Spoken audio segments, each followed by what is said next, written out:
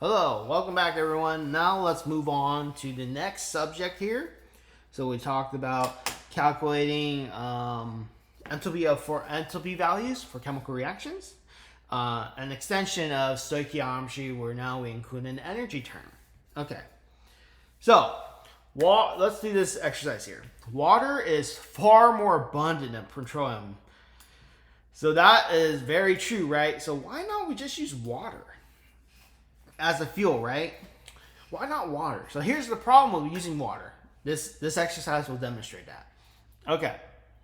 So why can't we use the decomposition of water into its elements? So why can't we use that to run our vehicles? Well, as we specified above here, right? Water is very endothermic. So water is a very stable compound. It has very polar bonds, and as we know, water, it takes a lot of energy to break up water, right? To break up its boiling point is really high at 100 degrees Celsius. So it's going to take a lot of energy to break those bonds to form water, hydrogen gas, and oxygen gas. So the fact is, it doesn't release a lot of energy. You need to put in more energy to break it, to break the molecule to these gases. So there's no way that we can get any energy from this um, without the necessary catalyst to do so. So electric vehicles, they could probably do it because if you supply electricity, I mean, you could split the water molecules into hydrogen gas and oxygen gas, and that could provide an electrical circuit to power a car. But I don't own electric vehicles, so I'm not too sure how they work. So that might be something for Dot. So you know, I'll be posting an assignment where I ask students to really kind of connect the stuff we learn in lecture to something outside and relating to society. So relating chemistry to back to the real world. So that might be a good topic to talk about. Oh, okay, how is energy, thermochemistry, energy, water related to our energy needs in terms of electric vehicles, electric appliances, stuff like that. Okay, just something to think about. So the problem is reaction is endothermic. Oops, sorry, I shouldn't do that.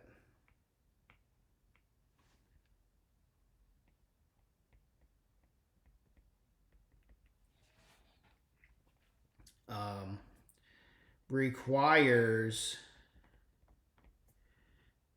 energy to break bonds. So there's not going to be energy being produced from this reaction. It's going to take a lot of energy to break water into hydrogen gas and oxygen gas. So that's why it's not possible. Okay. So now though, cars are being tested that use hydrogen as fuel. Okay. So the cars produce less pollution and they don't consume petroleum. So we're not going to produce or add to our carbon footprint, right? We're not going to cause CO2 levels to rise. So that's an option. So why is this reaction feasible? Okay, but remember the energy here. So the reaction occurs spontaneously. I mean, it happens. It's bound to happen, and it produces a lot of heat. That means the energy, our products have stronger bonds than our reactants. So in this first case, we're going to say bonds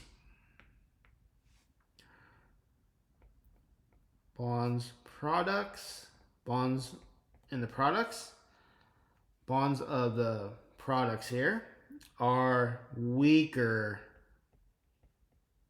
than reactants. So when we have this situation, a chemical reaction is not favorable. Okay, so a chemical reaction won't occur. Now, in this case, we have energy of bonds. Okay, so energy of bonds of products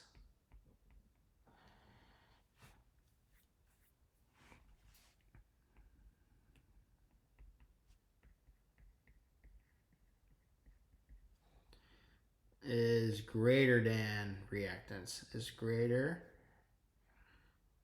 than reactants.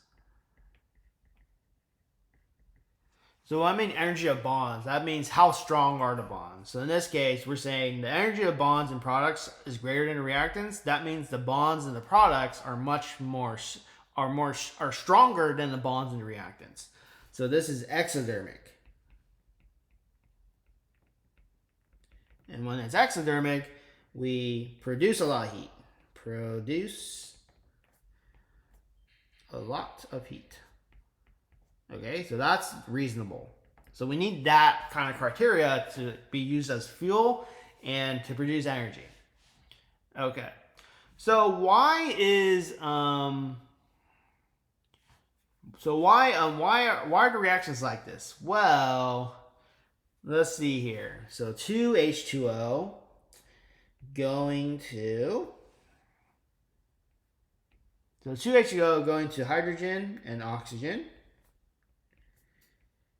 Okay, so the problem with this is delta H is positive, so no heat will be produced to run the engine. So no energy is going to be given off. Okay, so energy is going to be absorbed. So couldn't be used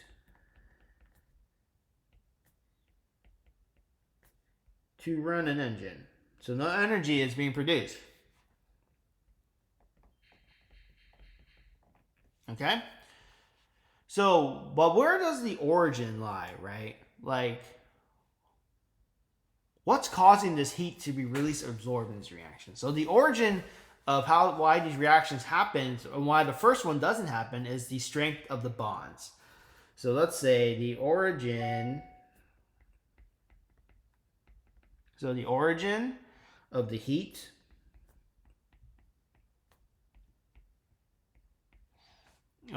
lies in the chemical bonds. So chemical bonds, they contain our energy, right? We're trying to convert chemical energy, in this case, into either mechanical energy, or in case of a car, electric car, electrical energy.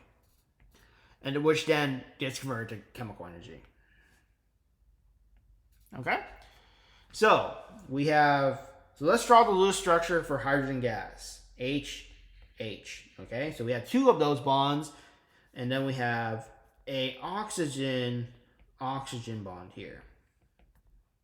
So this is the structure of oxygen. Don't worry too much about this right now. We'll go over this later on in the semester. So that produces two very strong water OH bonds. So we now have two OH bonds in water. So these are what we call strong polar OH bonds. Okay? So these bonds are much stronger than these bonds where we have a OO bond and two HH bonds. Okay? So these are non-polar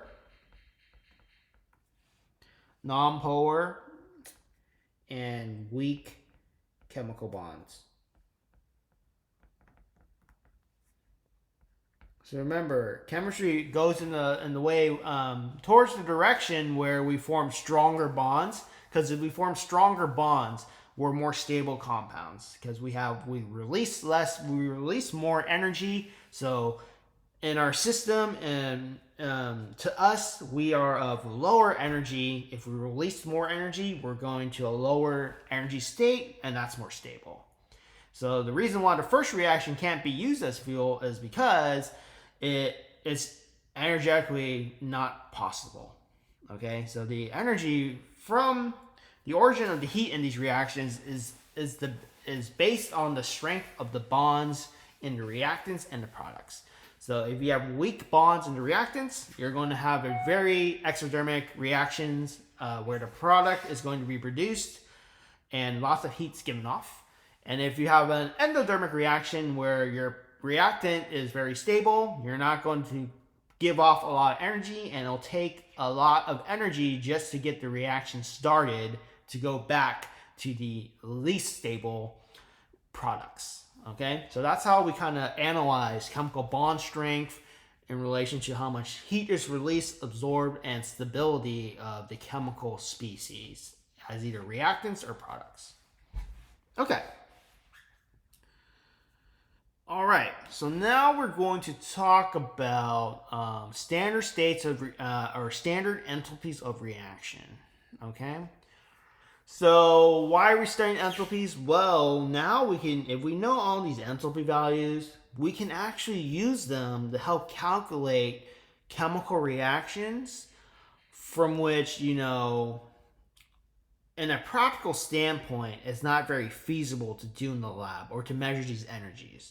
So we can actually use standard state enthalpy values to calculate chemical reactions that would otherwise be kind of impossible to do in the lab.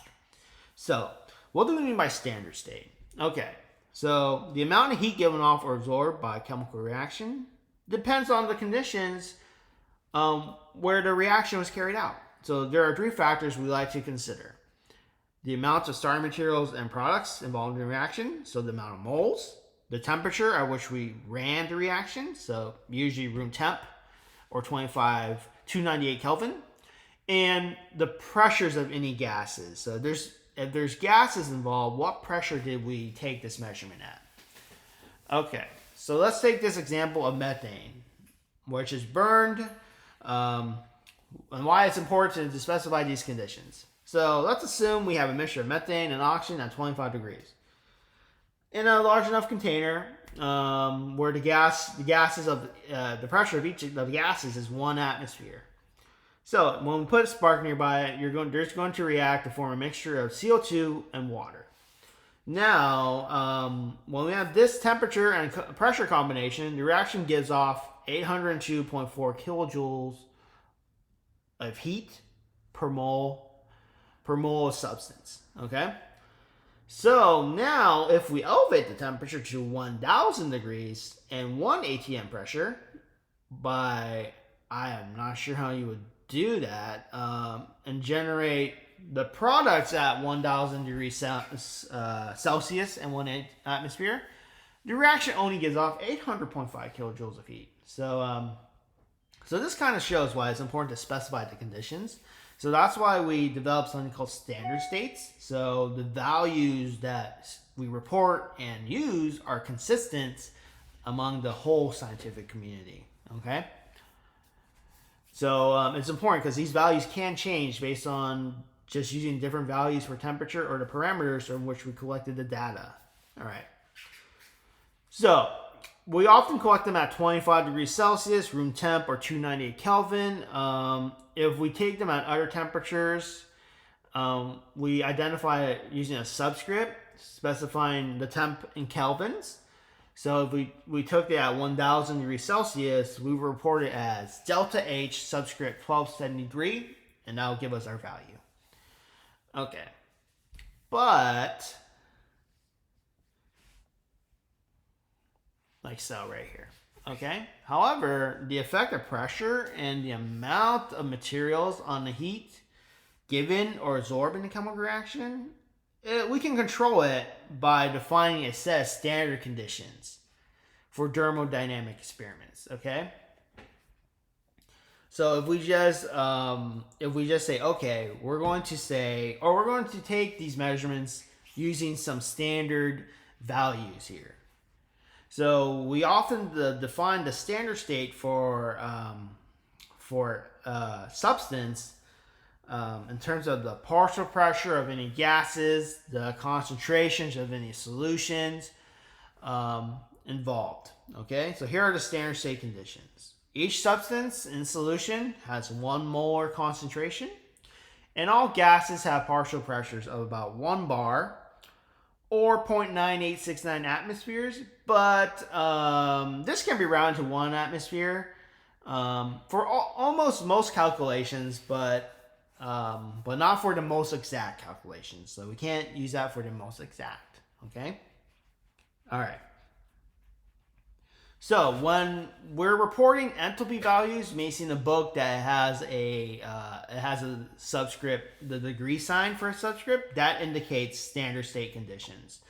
So in the textbook, you'll most likely see these values with this degree sign, and that means it was taken at 25 degrees Celsius, and where the pressures were 1 bar of any gases involved, and any solution that was involved in the reaction is 1 molar. Okay, so in the book, you'll probably find this enthalpy of reaction for methane as delta H naught equals, what we call it naught, equals negative 802.4 kilojoules per mole.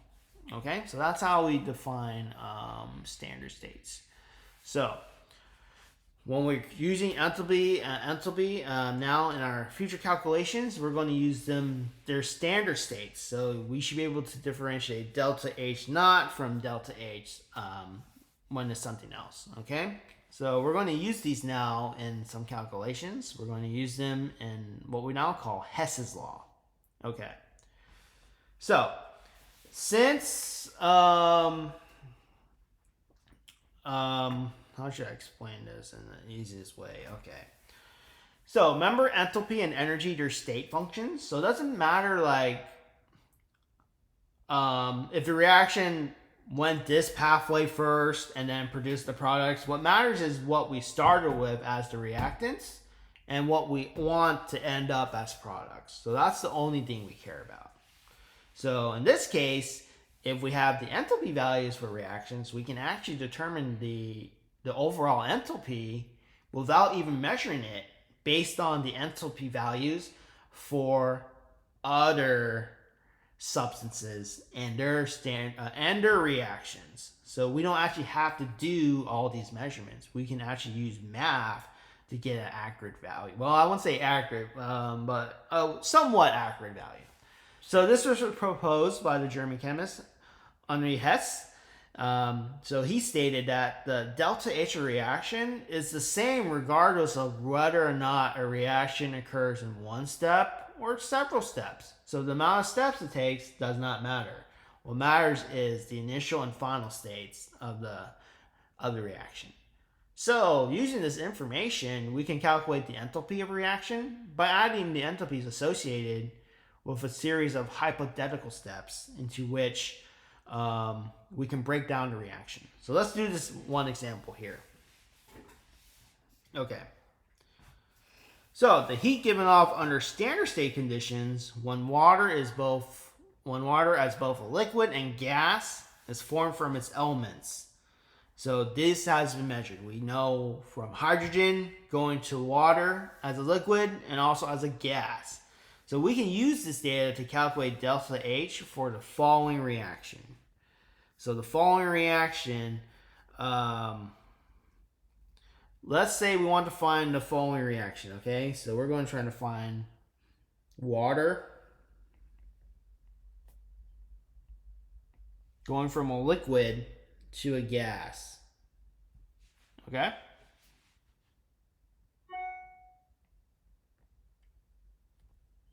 So how do we find the delta H change for this? Well, we can use those two equations up there to help us. So what we want to do is, using the two equations, we want to rearrange the equation so we can cancel out like terms, okay? So in this case, we have, so we want H2O liquid on the left side of the equation. So for the first equation, we should flip it. So to flip an equation, you're going to simply put a negative sign in front of everything. So when we do that, the equation switches. So now we have H2O liquid, okay, going to H2 gas plus 1/2 oxygen gas. Okay, when we do this, the value for delta H now is going to switch because we switched the values here. And remember, when we switched the reaction with water formed from hydrogen and oxygen, the values switch. So in this case, it's going to turn from negative to positive. So 285.83 kilojoules per mole. Okay. Now if we write the second reaction down here, we have H2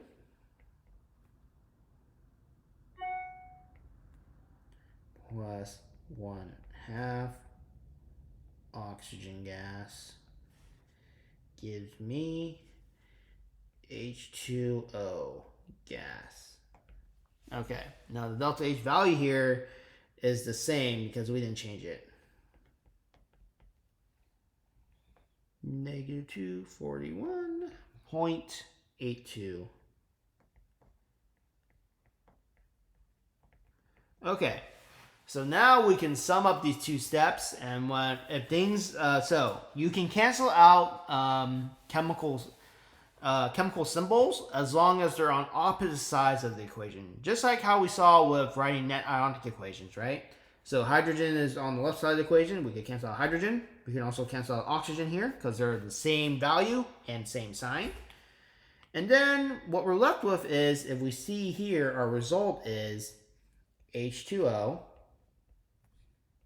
liquid going to H2O gas. And look and behold, that's what we wanted in the first place, right? So now it matches what we want. Now we take the values of the two enthalpy values here, and we simply add them up. So in this case, we're going to get positive.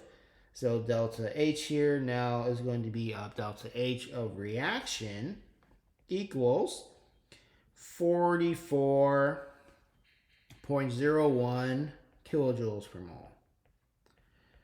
So this kind of makes sense because to go from liquid water to gaseous water, you need to put in energy, right? You don't release energy when water forms a gas. Well, okay, let's just put it this way. When you have water, right, it doesn't naturally go to gaseous water right away. You need to heat it, right? So you need to put in energy. So this makes sense because it takes energy to evaporate water. So our value here should be positive, okay? But don't worry too much about that. I don't expect you to predict that or anything. What I expect you to do is I give you some reactions here, and I expect you to calculate the delta H value, okay? So that's introduction to Hess's law. We're going to do a few more examples here to wrap up our discussion on thermochemistry. Okay. All right. So I'll end this video here, and I'll pick it up in the next video.